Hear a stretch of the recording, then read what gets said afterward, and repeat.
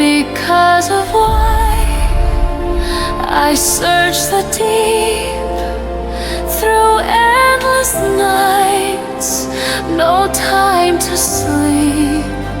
The call inside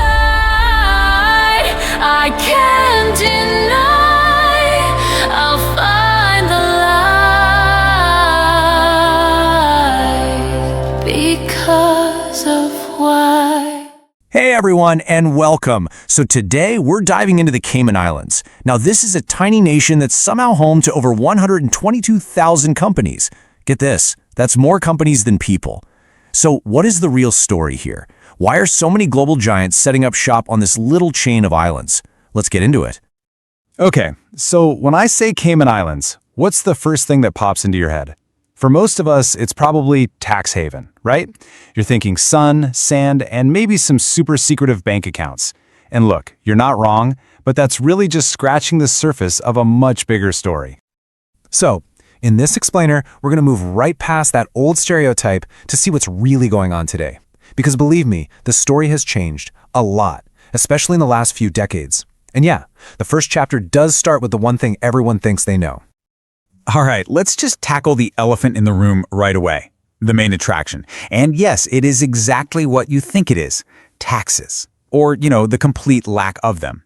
This is the bedrock, the foundational reason the Caymans first became this massive magnet for international business. The Cayman Islands runs on this idea of being tax neutral. So what does that actually mean? Well, it means there are pretty much no direct taxes. Just try to imagine this for a second. A system with zero corporate tax on your profits, zero income tax for your employees, and zero capital gains tax when you sell an investment. It creates this environment where companies can legally maximize their earnings in a way that's just, well, it's impossible in most other countries. So how does this actually work in the real world? Let's do a super simplified example. A big multinational corporation, say based in the US, sets up a smaller company, a subsidiary in the Caymans. It then legally funnels its profits from all over the world through that subsidiary. And because those profits are now technically earned by the Cayman company, they get taxed at the local rate, which is zero. That's instead of, say, the 21% corporate tax rate plus state taxes they might be looking at back home. But here's the thing. A zero tax rate on its own isn't enough. It doesn't magically make you one of the world's top 5 biggest financial hubs. For these massive corporations to feel comfortable pouring literally trillions of dollars into a jurisdiction, they need something else, something just as important: trust and security. And that trust is really built on 3 key pillars. First, you've got political and economic stability, which is pretty much guaranteed because it's a British overseas territory. Second, there's a super reliable legal system based on English common law, which is a framework that international investors know and respect. And finally, you have world-class expertise. I mean, all of the big 4 accounting firms and the best of the best law firms, they all have a major presence right there. And hey, don't just take my word for it. Listen to what James Caldwell, the CEO of Caring Community, says. He points right to that professional environment as a key reason for choosing the Caymans.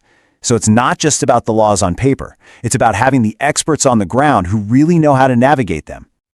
But right as the Cayman Islands was cementing this reputation, the world around it started to change. International pressure began to build against places like this, demanding an end to the very secrecy that had defined them for so long. And folks, this is the big plot twist in our story. Starting back in the 2000s, organizations like the OECD really led this global charge against tax evasion. This led to new rules. You might have heard of things like FATCA and CRS, which basically force banks to automatically share financial info with tax authorities all over the world.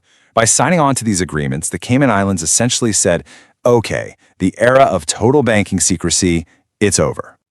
And this whole push for transparency brought about this huge new rule called economic substance. This is a game changer. It means companies can't just be a P.O. box anymore, the classic mailbox on a beach. Nope. Now they have to prove they have a real physical presence. We're talking actual offices, real staff, and core business activities happening right there in the Cayman Islands. I mean, the difference between the old way and the new way is just night and day. Before, you needed almost no physical presence, and you could expect everything to be highly confidential. Now, you have to prove you have real substance there, and your information is automatically shared with tax agencies around the globe. The whole world's perception has shifted from seeing it as secretive to seeing it as transparent and cooperative. So that brings us to the big question, right? With all these new rules, the higher fees, the extra scrutiny, does it even make sense for businesses to go there anymore? Do the pros still outweigh the cons? Let's actually weigh it out. On the one hand, those massive incentives are still there. The tax neutrality, the incredible stability, and that world-class expertise.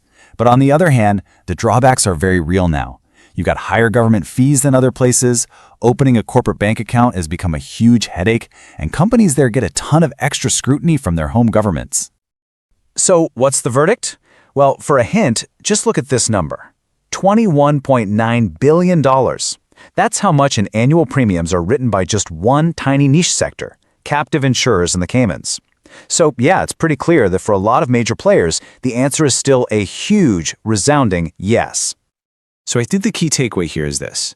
The Cayman Islands has fundamentally changed. It's evolved from a place famous for secrecy into this sophisticated, highly regulated, and transparent financial center that just happens to have a zero tax rate.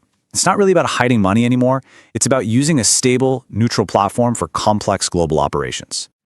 And that leaves us with a really big question for the future. As the world keeps pushing for even more transparency, maybe even a global minimum tax, can this new model, this high-substance, low-tax jurisdiction, can it actually continue to thrive? Or is the very definition of a tax haven about to change all over again?